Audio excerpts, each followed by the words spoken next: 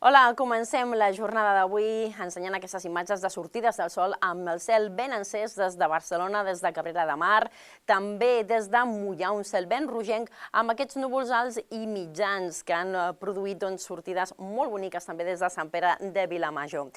Com comentem, es tracta d'aquests núvols alts i prims, continuen enternyinant una miqueta el cel, com es veuen aquestes imatges del satèl·lit Meteosat, sobretot a primeres hores del matí i especialment a punts de la Catalunya central, però en el conjunt de Catalunya en aquesta diada de Sant Jordi del que parlem és un ambient molt assolellat. Malgrat tot, creixen ja algunes nuvolades als punts del Pirineu i de la serralada transversal. I és que aquesta propera tarda parlarem de ruixats de caràcter en conjunt feble i puntualment moderat a punts del Pirineu, bàsicament, i també de la serralada transversal.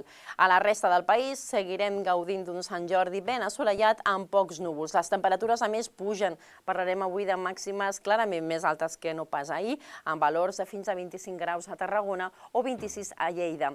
La situació de cara a demà vindrà marcada en conjunt per una miqueta més de nuvolositat, sense més conseqüències. Núvols alts i prims que, sobretot al terç oest, aniran circulant i deixaran el cel en aquell sector una mica més tapat. La situació de cara a la tarda, amb poques variacions, parlarem de nuvolositat un pelet més compacta, especialment cap a les Terres de l'Ebre i a punts del litoral, on a més de núvols alts i mitjans també hi haurà núvols baixos, que seran el cel una mica més tapat. Les temperatures segueixen pujant i veurem ja com s'enfilen les màximes per sobre inclús dels 25 graus, arribant als 27.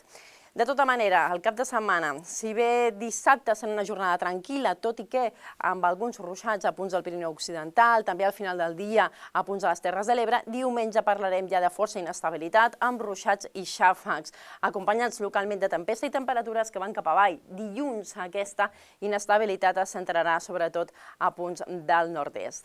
I per acabar, ens acomiadem amb aquesta imatge de Roselles en aquesta diada de Sant Jordi. Els desitgem des del servei un bon Sant Jordi a tots.